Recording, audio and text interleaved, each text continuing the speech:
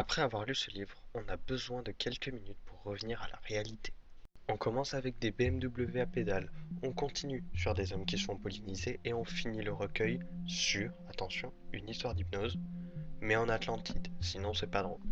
Bernard Werber, avec son recueil de nouvelles Paradis sur mesure, va un tout petit peu nous faire voyager, et tout ça sur plus de 500 pages. Oui, j'ai dit Bernard Werber. Vous connaissez pas? Non.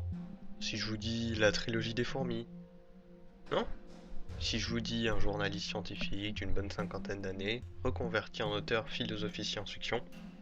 Bon, de toute manière, maintenant vous savez tout. Les nouvelles de son recueil parlent de mondes alternatifs, passés ou futurs, qui auraient pu exister. Mais attention, on ne va pas seulement s'intéresser à un monde où l'on prend les pollueurs, ou alors par exemple à une scientifique qui crée des humains dans des œufs. Non. L'objectif est de nous faire réfléchir sur comment on en est arrivé là, et par exemple sur a-t-on besoin de polluer pour s'amuser?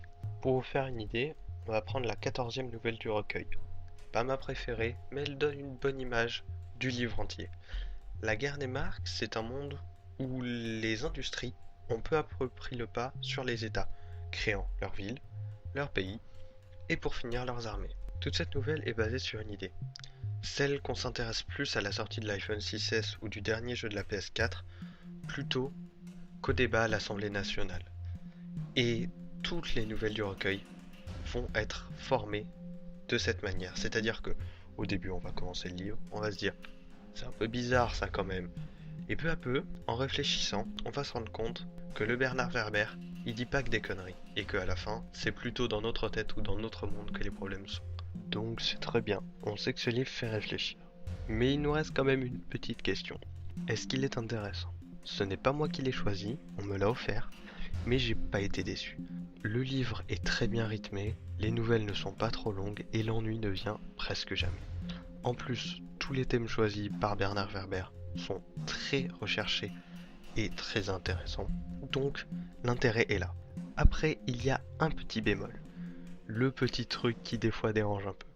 C'est que des fois on réfléchit, mais le travail est un peu prémâché, et au bout de 10 pages à nous répéter la même chose alors que c'était déjà évident, on se lasse un peu et on se sent pas très bien, comme si on nous prenait pour un enfant quoi. Bon, malgré ça, on passe quand même un bon moment et on ressort de ce livre avec un œil bien aiguisé sur certains sujets et avec un petit regain d'empathie à propos de quelques petites choses que vous découvrirez en lisant le livre. Donc, si vous avez envie de réfléchir et que vous passez dans votre librairie, 7,50€ et vous passerez quelques bonnes heures à réfléchir sans même le sentir.